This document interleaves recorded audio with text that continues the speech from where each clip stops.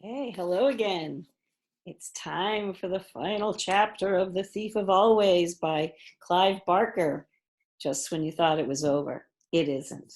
So let me share my screen with you and show you what happened, yesterday, and then we can read the final chapter. All right, so my notes from yesterday on a fledgling thief and the vortex, but it's like a whirlpool, but it goes round and round. Lulu was finally freed because now she's human and she's thinking Harvey's her hero. Everybody from the lake is definitely free, and these souls, these children, I guess, are walking up for the lake. And all of a sudden, after all the calamity, the house, and then the house becoming Hood happens, Wendell suddenly shows up. I kept wondering, where's Wendell? The lake, there's the whirlpool. Rectus is there. And interestingly enough, even though he's a creation of Hood, he stole some of Hood's magic because he worried that Hood would hurt them or maybe take them out. And so he wanted to keep some of the power for himself. And then all of a sudden, just when you think Hood is gone, he reaches from the ground and he grabs Rictus. We realize the house has become Mr. Hood. He's got these mirrored eyes and such. And Hood kills Rictus to get the last bit of potential magic from Rictus. He twists off his head. And once again, this vampire image comes up. But then it's not over because Hood's reaching up. He's coming back. He's back in a coat, sort of. But Harvey and Lulu do work together to get Hood into the vortex so that he gets sucked away and they don't, and they can continue to live. So I was thinking about this lovely fantasy story and thinking about how the characters faced more than one problem. They didn't solve the problem easily. Okay. It might continue across the series. It'd be interesting to see what the next steps are, but you might be satisfied with the last chapter. Who knows? Was the Hood house complicated and full of challenges? Sometimes the troubles were outside of a character's control, and that could be said for a lot of the characters. And the character's flaws may interfere with his or her quest. And that's why I kept going back to that vampire idea, how Harvey had to sort of overcome that. In this story, were some characters not what they seemed? Characters change, so their traits are less stable. I found that sometimes I felt like I knew a Harvey at the beginning, and he's a very different Harvey by the end. But he had struggles along the way. Solving one problem sometimes causes others. The minor characters are in there, and they want to become very significant to what happens.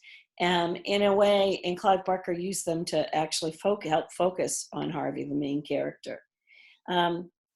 Did the setting have many parts and places? Hard to get to know. Mm-hmm. There may be specific vocabulary that's used. I don't know that in this one so much. It wasn't like you had to mumble magic words or have fictitious names for things. It takes longer to get to know the characters. The histories are presented in bits. This one kind of goes a little bit backwards, but you may find out some more history today. They hide their feelings. Sometimes Harvey had to do that. And some of those problems seemed unsolvable. How are they going to get out of that Hood house? So today we have chapter 26, Living Proof. I'm going to be so sad that it's over. But you might want to take a look if you're, before you go sit somewhere, at the kites. Because in the picture here, there's a kite that looks like a bat. There's a kite that looks like a big fish. And then there's one that looks like a big, scary, toothy skull. So, living proof. Here we go. The wall of mist still hovered at the edge of Hood's domain, and it was there that the survivors gathered to say their farewells. None quite knew what adventures lay on the other side of the mist, of course. Each of the children had come into the house from a different year. Would they all find that age, give or take a month or two, awaiting them on the other side? Well, even if we don't get the stolen years back, Lulu said as they prepared to step into the mist, we're free because of you, Harvey. There were murmurs of thanks from the little crowd and a few grateful tears. Say something, Wendell hissed to Harvey. Why? Because you're a hero. I don't feel like one. So tell him that. Harvey raised his hands to hush the murmurs. I just want to say, we'll probably all forget about being here in a little while. A few of the children said, no, we won't, or we'll always remember you. But Harvey insisted. We will, he said. We'll grow up and we'll forget. Unless what? Asked Lulu. Unless we remind ourselves every morning or make a story of it and tell everyone we meet. They won't believe us, said one of the children. That doesn't matter, said Harvey. We'll know it's true, and that's what counts. This met with approval from all sides. Now, let's go home, said Harvey. We've wasted too much time here already. Wendell nudged him in the ribs as the group dispersed. What about telling them you're not a hero? He said. Oh, yeah, said Harvey with a mischievous smile. I forgot about that. The first of the children were already braving the wall of mist, eager to put the horrors of Hood's prison behind them as soon as possible. Harvey watched them fading with every step they took and wished he'd had a moment to talk to them, to find out who they were and why they'd wandered into Hood's grip. Had they been orphans with no other place to call home? Or runaways like Wendell and Lulu? Or simply bored with their lives the way he'd been bored and seduced by illusions? He would never know. They were disappearing one by one until there was only Lulu, Wendell, and himself left on the inside of the wall. Well, Wendell said to Harvey, if time really is set to rights out there, then I'm going back a few more years than you. That's true. Well, if we meet again, I'm going to be a lot older. You may not even know me. I'll know you, Harvey said. Promise? Said Wendell. I promise. With that, they shook hands, and Wendell made his departure into the mist. He was gone in 3 strides. Lulu sighed heavily. Have you ever wanted 2 things at the same time? She asked Harvey, but you knew you couldn't have both of them? Once or twice, said Harvey. Why? Well, because I'd like to grow up with you and be your friend, she replied. But I also want to go home. And I think in the year that's waiting for me on the other side of the wall, you haven't been born. Harvey nodded sadly, glancing back toward the ruins. I guess we do have one thing to thank Hood for. What's that? We were children together, he said, taking hold of her hand, at least for a little while. Lulu tried to smile, but her eyes were full of tears. Let's go together as far as we can, Harvey said. Yes, I like that, Lulu replied, and in hand they walked toward the wall. At the last moment before the mist eclipsed them, they looked around at each other and Harvey said, home. Then they stepped into the wall. For the first stride, he felt Lulu's hand in his. But by the second stride, it had grown faint. And by the third, when he stepped out into the street, it and she had gone completely, delivered back into the time from which she'd stepped all those seasons ago. Harvey looked up at the sky. The sun had set, but its pinkish light still found the ribs of cloud laid high above him. The wind was gusty and chilled the sweat of fear and exertion on his face and spine. Teeth chattering, he started home through the darkening streets, uncertain what awaited him. It was strange that after so many victories, the simple business of walking home should defeat him. But defeat him it did. After an hour of wandering, his wits and strength, which had preserved him from every terror Hood could conjure, failed him. His head began to spin, his legs buckled beneath him, and he fell down on the sidewalk, exhausted. Luckily, 2 passers-by took pity on him and gently asked him where he lived. It was dangerous, he vaguely recalled, to trust his life to total strangers, but he had no choice. All he could do was give himself over to their care and hope that the world he'd returned to still had a little kindness in it. He woke in darkness, and for one heart-stopping moment, he thought the black lake had claimed him after all, and he was down in its depths, a prisoner. Crying out in terror as he sat up, and to his infinite relief, he saw the window at the bottom of his bed, the curtains slightly parted, and heard the light patter of rain upon the sill. He was home. He swung his legs out of bed and stood up. His whole body ached as though he'd gone 10 rounds with a heavyweight boxer, but he was strong enough to hobble to the door and open it. The sound of 2 familiar voices drifted up from the bottom of the stairs. "I'm just happy he's home," he heard his mom say. "So am I," said his dad, "but we need some explanations." "We'll get them," his mom went on, "but we shouldn't push him too hard." Clinging to the banister as he went, Harvey started down the stairs while his mom and dad continued to talk. "We need to find out the truth quickly," his father said. "I mean, suppose he was involved with something criminal." "Not Harvey." "Yes, Harvey. You saw the state of him, blood and dirt all over him. He's not been out picking roses, that's for sure." At the bottom of the stairs, Harvey halted, a little afraid to face the truth. Had anything changed? Or were the 2 people just out of sight still old and frail? He went to the door and pushed it open. His mom and dad were standing with their backs to him at the window, staring out at the rain. "Hello," he said. They both turned at the same moment, and Harvey let out a whoop of joy to see that all the griefs and horrors of the house had not been endured in vain.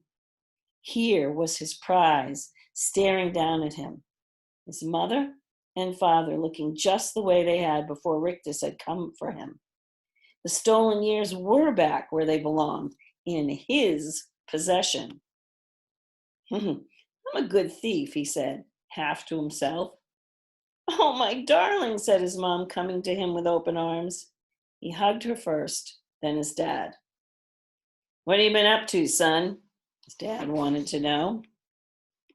Harvey remembered how difficult it had been to explain everything last time. So instead of even trying, he said, "I was just wandering around and I got lost. I didn't mean to get you upset." "You said something about a thief." "Did I?" "You know you did," said his dad sternly. "Well, are you a thief if you're taking something that belongs to you in the first place?" Harvey asked him. His dad and mom exchanged puzzled looks. "No, honey," said his mom. "Of course not." "Well, then I'm not a thief," Harvey replied. "I think you owe both of us the truth, Harvey," his mom said. "We want to know everything." "Everything?" "Everything," said his dad. So he told them the whole tale, just as they'd asked, right from the beginning. And if their expressions had been doubtful the last time he related his adventures, they were incredulous now. "Well, do you really expect us to believe all of this?" his father broke in while Harvey was talking about meeting Hood in the attic. I can take you to the house, Harvey said, or what's left of it. I couldn't find it last time because it hid itself from grown-ups. But Hood's gone, so there's no magic left to hide it with. Once again, his mom and dad exchanged baffled looks. If you can find this Hood house, his father said, we'd both like to see it. They set out early the following day, and this time, just as Harvey had expected, the way back to the house was not concealed by magic. He found the streets that Rictus had first led him along easily enough, and very soon the gentle slope on which the house had once stood came into view. That's it, he said to his mom and dad. The house stood there. It's just a hill, Harvey, his dad said, a hill covered in grass. It was indeed a surprise to see that the ground on which so many terrible deeds had been done had greened up so quickly. Well, it all looks rather pretty, his mom said as they came to the place where the mist wall had stood. The ruins are under there, I swear, Harvey said, venturing onto the slope. I'll show you, come on. Well, they weren't the only visitors here today. There were several kite flyers plying the wind on the top of the ridge, a dozen or more dogs romping around, children laughing as they rolled down the slope, even a pair of lovers whispering in each other's ears. Harvey resented the presence of all those people. How dare they romp and laugh and fly their kites here, he thought, as though it were just another hill. He wanted to tell them all that they were cavorting on, the ruins of a vampire's house, and see how quickly that wiped the smiles off their faces. But then, he thought, perhaps it was better this way. Better that the hill not be haunted by rumors and stories. The name of Hood would probably never cross the lips of these lovers and kite flyers, and why should it? His evil had no place in happy hearts. Well, said Harvey's dad as the three of them climbed the slope, this house of yours is well buried. Harvey went down on his haunches and dug at the dirt with his bare hands. The ground was soft and gave off the sweet smell of fertility. Strange, isn't it? Said a voice. He looked up from his labors, both his fists full of dirt. A man a little older than his father was standing a few yards from him, smiling. Well, what are you talking about? Harvey asked. The flowers, the ground, he said. Maybe the earth has its own magic, good magic, I mean, and it's buried Hood's memory forever. You know about Hood? Harvey said. The man nodded. Oh, yes. Well, what exactly do you know? Harvey's mom asked. Our son here has been telling us such strange stories. They're all true, the man said. You haven't even heard them, Harvey's dad replied. You should trust your boy, the man said. I have it on the best authority that he's a hero. Harvey's dad stared at his son with a twitch of a smile on his face. Really? He said. Were you one of Hood's prisoners? Not me, the man said. Well, then how do you know? The man glanced over his shoulder, and there at the bottom of the slope stood a woman in a white dress. Harvey studied the stranger, trying to make out her face, but her wide-brimmed hat kept her features in shadow. He started to get to his feet, intending to take a closer look, but the man said, Don't, please. She sent me in her place just to say hello. She remembers you the way you are, young, that is, and she'd like you to remember her the same way. Lulu? Harvey murmured. The man neither confirmed nor denied this. He simply said to Harvey, I am much obliged to you, young man. I hope to be as fine a husband to her as you were a friend. Husband? Harvey mouthed. How time flies, the man said, consulting his watch. We're late for lunch. May I shake your hand, young sir? It's dirty, Harvey warned. letting the earth run between the fingers of his right hand. Well, what could be better between us, the man replied with a smile, than this healing earth? He took Harvey's hand, shook it, and with a nod to Harvey's mom and dad, hurried back down the slope. Harvey watched as he spoke to the woman in the white dress, saw her nod, saw her smile in his direction. Then they were both gone out in the street and away. Well, said Harvey's dad, seems your Mr. Hood existed after all. Well, so you believe me? Harvey asked. Something happened here, came the reply, and you are a hero. I believe that. Then that's enough, said Harvey's mom. You don't have to keep digging, sweetie. Whatever's under there should stay buried. Harvey was about to empty his left hand of dirt when his dad said, Let me have that, and opened his hand. Really? Said Harvey. I've heard a little good magic's always useful, came his father's reply. Isn't that right? Harvey smiled and poured a fistful of earth into his father's palm. Always, he said. The days that followed were unlike any Harvey had ever known. Though there was no more talk of Hood or of the house or of the green hill upon which it once stood, the subject was part of every look and laugh that passed between him and his parents.